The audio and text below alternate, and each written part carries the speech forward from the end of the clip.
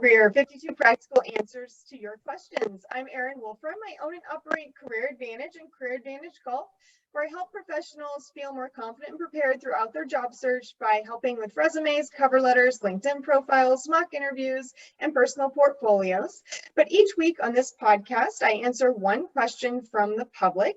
And this week's question is, other than a company website, what are resources for learning more about a company and the company culture? And here to help us answer that question today, I'm really excited to have an employer perspective from Carrie Blackman. She also has a background in career services, and she's going to tell you a little bit about herself right now. So welcome, Carrie. Hi, Erin. Thank you so much for having me. As Erin mentioned, my background, I had 10 plus years working at various universities in career services, both as an advisor and teaching some career development, career preparation kind of courses at the college level. And as much as I loved that, I came to a point where I had two young children, one of which on the autism spectrum, and I needed some more flexibility to put my own family first. And I'd always been a little bit curious about switching sides of the table to the corporate recruiting side. Although my background is in English with a writing emphasis for my undergrad and then my graduate work in higher education administration. And the idea of going back to get another degree in HR and dealing with all that legalese was not really attractive. So luckily I found Ultranauts, where I am now about 4 years ago.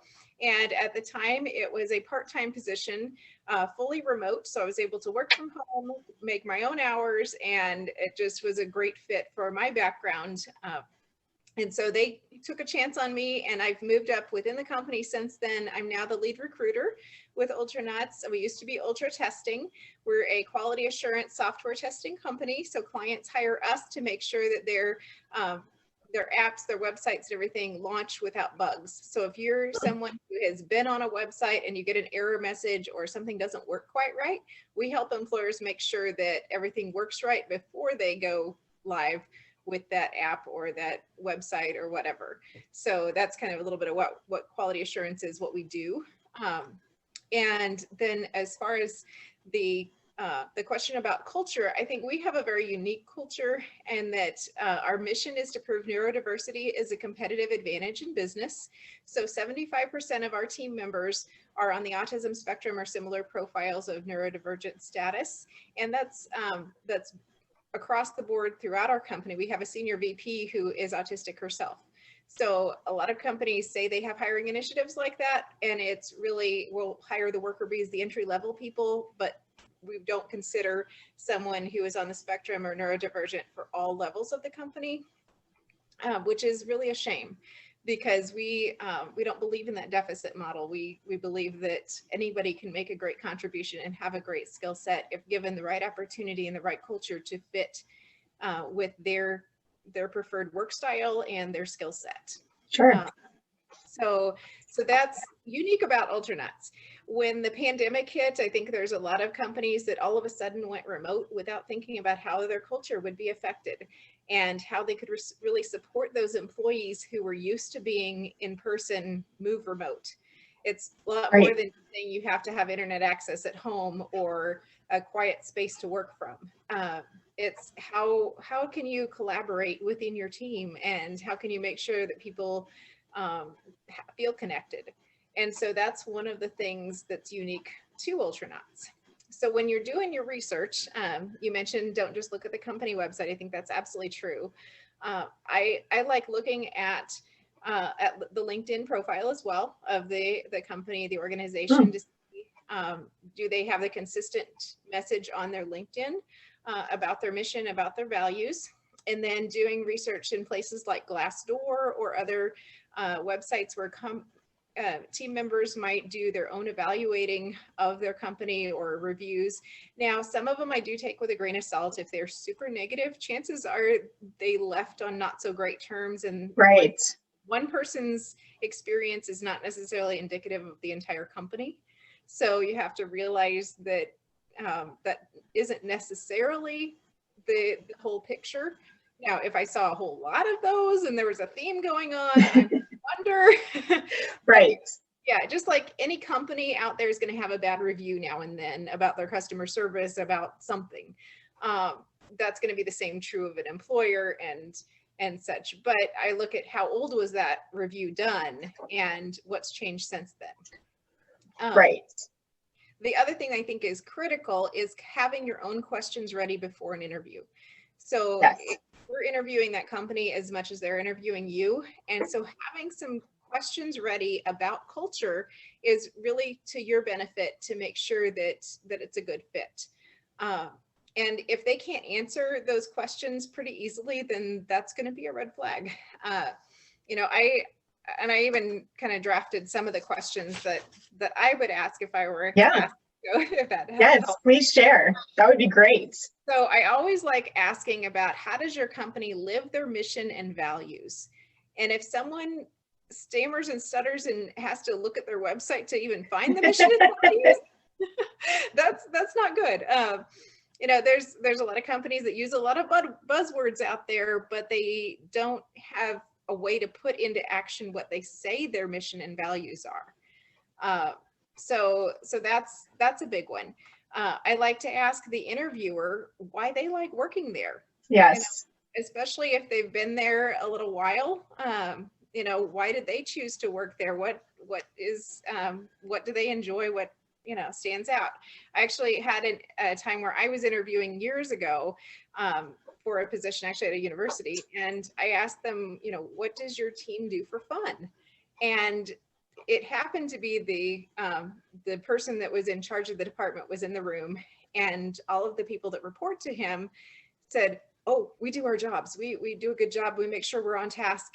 And it was like this fear feeling going on. And yeah, vibe that was easy to pick up on. And I'm like, okay, if that's the leadership style that's going on and the culture that's going on, I don't think that's really a fit for me. Right. So that's really telling. You know, as companies have gone remote, I think asking questions about what has changed since the pandemic in your company culture and the way you've supported your employees through a remote workplace, and do you see in the future having the opportunity for employees to work remote, especially if that's a value of yours? And that kind of goes back to another thing that came to mind earlier is, I think as a job seeker, you have to have in mind, what would the ideal culture be for you? What things are of value to you that you need to make sure are there to be a good fit for you? So it takes some self-reflection before you go into that interview to make sure you're looking at what you need to see to find that fit. And then back to LinkedIn, I'm kind of feel like I'm all over the place. Back to LinkedIn, look at what their employees are doing on LinkedIn. So yes. if they're sharing about their company, about their achievements, about what's going on in their company, then that's a good sign. You know, just to see every team member, I think, is an ambassador for that company and a representative for that organization, whether they're in marketing or not. Their face, when they have, this is where I'm employed and what my job is, they still represent the company. Absolutely. And looking at what the current team members are putting out there about their work experience, whether it be on LinkedIn, Facebook, wherever. You know, I've had times where I'll reach out if I know somebody that works for that company. I'll reach in private message through Facebook or LinkedIn and say, I notice you either do work or have worked for this organization. I'm considering a position there. What can you tell me about their company culture? Yes. Or would you work there again? Do you like the experience? You know, so getting an inside scoop from somebody is really helpful. Yes. I love that. I was going to say that too. If you didn't, I was going to bring that up. It's, you know, don't be afraid to reach out to people either on LinkedIn, like you said, who have worked at the company previously or work there now, or even tap into your own network and say, hey, I'm getting ready to apply for this position at this, you know, specific organization. Do you know anyone who works there? So, you know, utilize all of your resources to try to find someone who's willing to talk to you about their experience, because, you know, they've been there and they can, you know, really answer some of those questions that, you know, maybe even you can't ask in an interview, you know, for whatever reason. It might be kind of awkward, you know, to ask in an interview. Those questions that you suggested, I think are fantastic. But, you know, from time to time, there's some of those questions that you want to ask that you know, probably shouldn't ask in an interview, but you could certainly ask maybe to someone else who just has some sort of experience with that company. Right. Like as a woman, I may take a look and say, okay, I see that all of the leadership seems to be white men. And I know somebody that works there. I've found somebody who works there. I might ask them a question like, can you tell me about if women are given opportunity for promotion and leadership in that company? And that's not something I would probably ask in an interview because it may come off as being, yeah, a little harsh. But I could privately ask somebody individually about, what's the story here? I'm not seeing much diversity or inclusion going on. Yes. I think that's a fantastic example. Absolutely. I'd also ask about how the company celebrates individual and team achievements. Oh, that's a good one. To see, is there a culture of recognition going on, especially if that's something that is important to you, to be acknowledged. Also, how collaboration happens. And I think that's a big one in a remote workforce is what are the tools available and how intentional is collaboration? Because I know I'm personally an extrovert. I need my people interactions and it can be real lonely with just me and the dog here sometimes. So knowing that there's a real intentional way of doing that.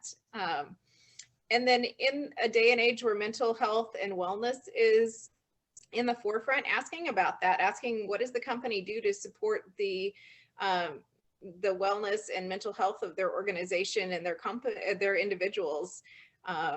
I think that's something that more companies are aware of, but I don't know that enough of them are really intentional in what they're doing. Yes. And then for me, transparency from leadership is important. I like working for a company that's small enough that the CEO and the leadership will lay it all on the table and say, this is where we're at as a company, reassure me when times are hard financially that we're not going under, we're not going to have budget cuts and people being laid off because of what is going on in the world. So asking about how involved the CEO is and how transparent the leadership is about the company's situation, I think can be reassuring for somebody that needs that reassurance of stability and that their job's not going to go away regardless of what's going on in the world. Let's see. I'm just checking my notes here. We also, as a company at Ultranauts, have instituted universal workplace and universal design. So I think especially for individuals who may be neurodivergent or have other special needs, asking about inclusivity and diversity and what does that look like? Are you having one population made to go through a certain training that isn't for everybody, or a benefit that isn't available for everyone? I mentioned only hiring for certain levels for the organization. Right. I think that those are definitely flags that there's not that true inclusivity going on, because ideally what accommodations and culture is best for one person is best for everyone. Through Ultranauts, we have a job coach who is on retainer for us and hired by the company for unlimited job coaching available for our employees. He leads his own nonprofit and is autistic himself, so he can relate to all of our population. And then when the pandemic hit, we started having what we call team forums, where it's almost like group counseling, where we just get together on Zoom and talk about what's going on in the world, how we're all dealing with it. But it's a great way of connecting, and it's led by that same life coach, where he's able to share insights and bring the community together. And then the other thing I would say about culture is asking about, if you're remote, are you required to be on visual all the time? We hear about Zoom fatigue, or some people just get a lot of anxiety about being on camera. Sure. Before these meetings, I reached out to you and said, okay, is this audio or visual? Should I put your makeup on? Because I'll be honest, I'm not always all made in color, I guess. Same. Yeah, and so in our company meetings, most of the time, our chat box is really very, very active. So our people are engaged, but they're not comfortable necessarily being on visual, and that's okay. And our culture is very accepting of that, saying that, we want you to engage in a way that you're the most comfortable and having the least amount of anxiety about the situation. But there are companies where they want to see you and they want to make sure you're really there. So you have to be on visual all the time. Well, that's not always a fit for everyone. Right. So I think that plays into a little bit of the culture about, what's the norm, what's accepted. It's almost like asking about the dress code in a virtual world. Sure. Sure. Absolutely. Those are all like fantastic tips. I mean, I know like figuring out a company culture, it's not easy. And, even if you do all of these things that Carrie just mentioned, it's still possible that you're going to end up accepting a position that's just not a good fit. But I think the more of these things that you can do, the more likely you will be well-informed and you'll be able to make well-informed decisions and hopefully get into an organization that is a good fit for you. I just might add, just as we wrap up, as you're going through the process, if you suddenly start kind of feeling uneasy or just feeling like, hey, this may not be the best opportunity for me, it's okay to just politely take yourself out of the candidate pool and, make a phone call and just say, thank you so much for this process. I've enjoyed getting to know you and your organization, but at this time, I just don't feel like this is the right opportunity for me, but I wish you the best as you, seek your best candidate. So I just wanted to kind of put that out there that, it's okay that if you learn some things through your research that make you kind of think this isn't a good idea, to just politely remove yourself as a candidate. So thank you so much, Carrie, for the fantastic information. Go ahead and tell folks where they can learn about opportunities within your organization if they are interested. Sure. So we're located at Ultra, ULTRA, just like it sounds, and then Nauts, like astronaut, NAUTS.co, not com, CO. And then they can also connect with me on LinkedIn, Carrie Crawford Blackman. I have my maiden name in there for those that knew me from before I was married. And then my direct email is cblackman, BLACKMAN, @ultranauts.co. All right, perfect. And if anybody needs any other career development advice or assistance, you can always find me at careeradvantageresumes.com or careeradvantagegolf.com. I also have Facebook, LinkedIn, and Instagram at Career Advantage Resumes, and Twitter is Advantage Career. So thanks again, Carrie. Great information, and thanks everyone for joining us. I hope you all have a great week.